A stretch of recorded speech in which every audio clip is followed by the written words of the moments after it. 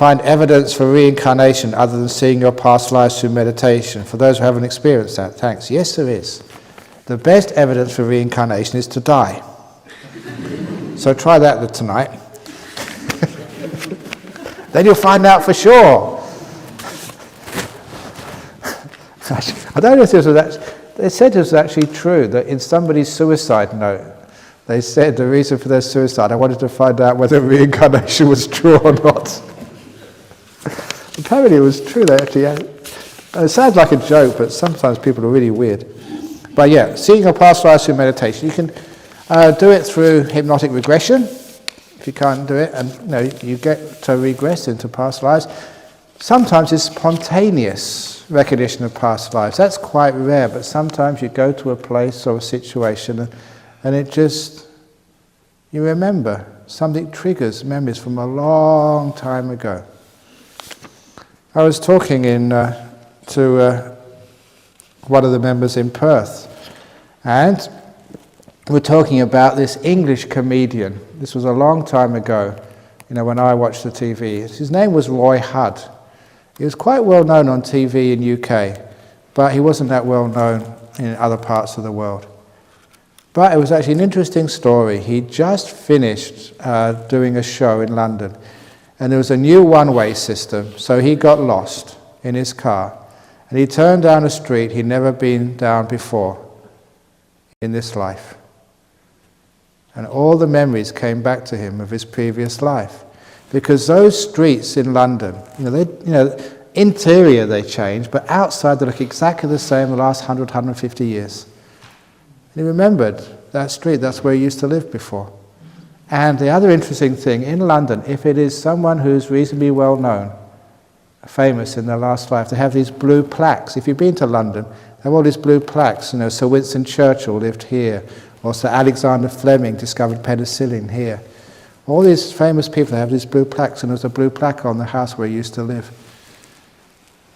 In his previous life, he was one of the very famous music hall entertainers called Dan Leno. He said, that was me in the previous life, he said. He knocked on the door of the house, and because he was a well-known TV personality in England, the owners of the house recognized him. Roy Hudd, what are you doing here? And he said, I used to live here. He said, no, we've been here for years in my previous life. And he took them all around the house. And he pointed out, he said, there should be a door here. He said, no, there's never been a door here. Later on they checked in the plans, there was a door here in the previous owner's time. And his recall was absolutely perfect. He's just going down that street, just jogged the memory, and it all came back to him. And he actually wrote about that in an article. It was such a powerful experience. And because he was well known, it was published. But somebody told me the other part of the story. In those days, there were two TV companies in Britain. It was BBC and what they called ITV. And he did most of his work for ITV, and the head of ITV was a devout Catholic. And when he read that story, he just stopped employing Roy Hudd. It ruined his career, because he didn't want sort of people to believe in reincarnation. And I never knew that before. That was just told me by one of these people who also knew the story. But what was fascinating there, that here was a guy in his previous life was an entertainer. And in his new life, he still had that character and that ability to entertain. The character keeps on from life to life, even though it's a new life. It's a fascinating story. So sometimes you have spontaneous recall.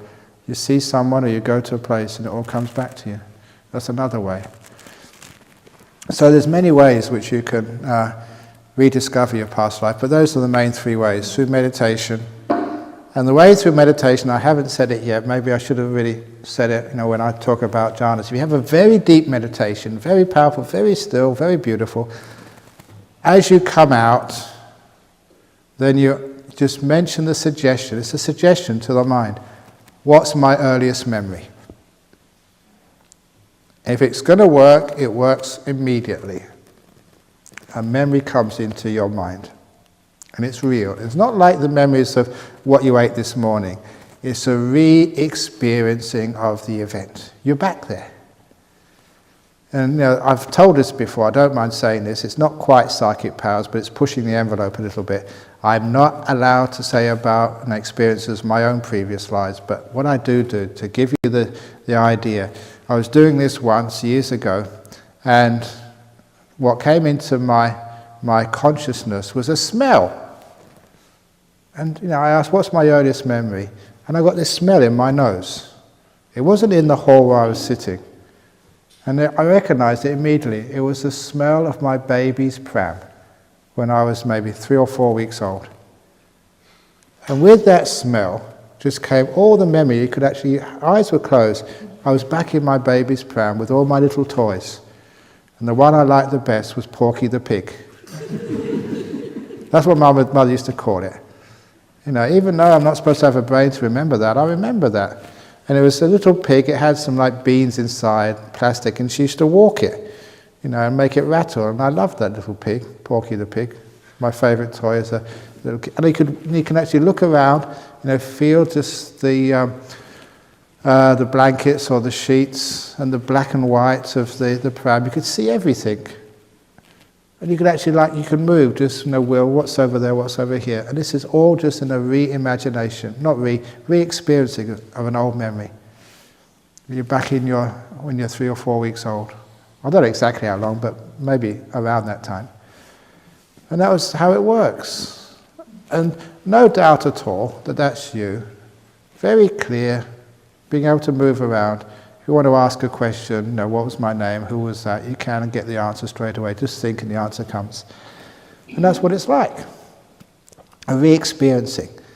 And of course, I told that story to a few people just to check it out. And one interesting thing which I got from that, because I was never, did any medicine, I was physics and maths. And I was told afterwards that in the first weeks of life, the dominant sense in a baby is smell.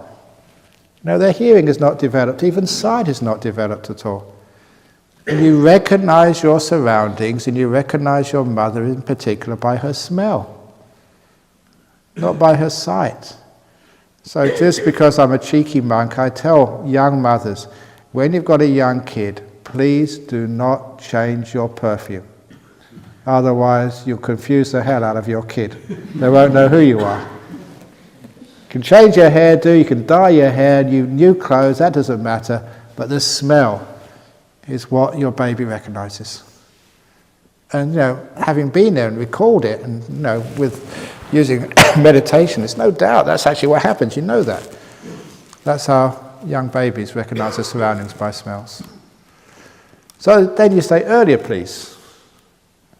And then if the mind is strong enough, you get earlier memories. Sometimes it's amazing, you get time in your mum's womb.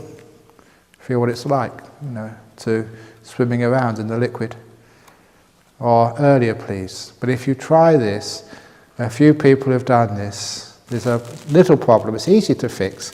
Sometimes you get your previous life and the most recent part of your previous life and the most powerful is your previous death.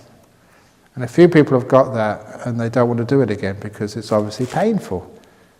It's not just remembering, you're back there dying. You're feeling everything. So if that ever happens to you, get your previous life and you feel that this is my death, immediately just say earlier please, and you just move back, away from the death, to a much easier experience from a previous life to deal with. So if you do get painful, earlier please, your mind will go straight back. At that time when you've had some really good meditation, your mind is just, as the Buddha said, it said malleable, workable. You just tell it what to do and it does it straight away. It's just perfectly obedient. And it just does it. So that's why you have to have the deep meditation first of all. If it works, it's going to work straight away. So don't say, at my earlier memory please, and nothing happens, and start to force it. It works straight away or not at all. So don't waste time. So that's how you can do it.